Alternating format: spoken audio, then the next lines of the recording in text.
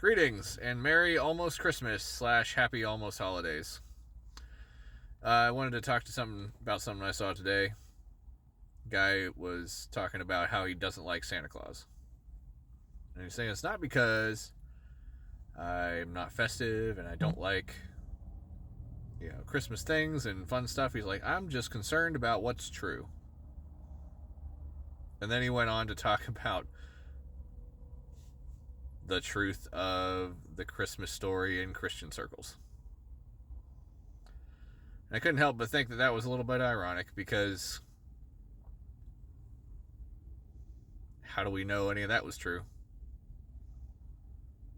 I'd make the argument that we can be fairly certain that most of it wasn't true. If you're like me, you were raised thinking that the Gospels were eyewitness historical accounts. And why would they lie about these things? But then you start looking at it and you realize the Gospels are late. And they're not eyewitnesses. They're anonymous. The names attributed to them are later.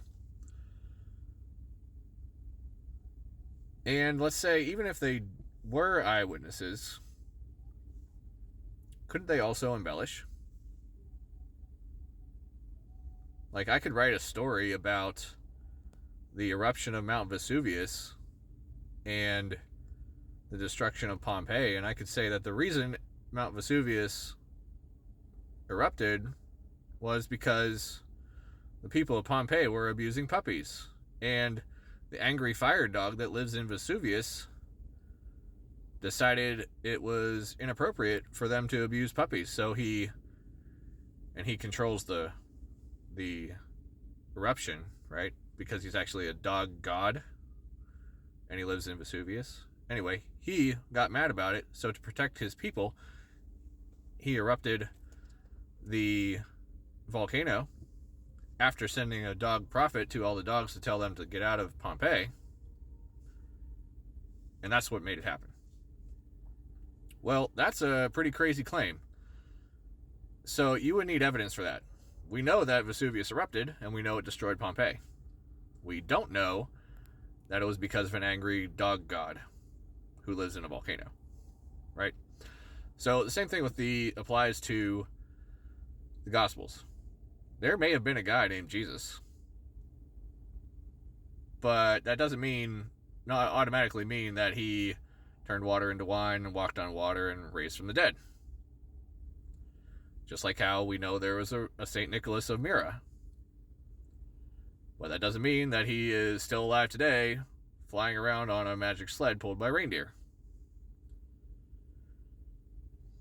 I used to get really upset when atheists would compare believing in Santa Claus to believing in Jesus, but actually the comparisons are really kind of spot on. We don't know if these miraculous claims are historical. In fact, the one guy who was perfectly situated and connected to report on it was a dude by the name of Philo of Alexandria. He was a Hellenistic Jewish philosopher who wrote extensively on first century Judaism, on Roman political stuff, on religious things in and around Jerusalem. He lived between 20 BC, I think, and 50, around 50 AD. He was perfectly situated in the right time and right place to report on the miraculous doings of Jesus. Doesn't have a single word about him. Everything that we know historically about Jesus comes later. Josephus would have been not even born by the time Jesus died. Same with Tacitus. Same with Pliny the Younger. Pliny the Elder might have been a contemporary, but he wasn't in the same location, and he didn't write about Jesus. Pliny the Younger and Josephus and Tacitus wrote about Christians. They didn't write about a historical guy that they knew. The one guy who could have didn't. And that is, the silence is kind of deafening to me. So, you care about truth?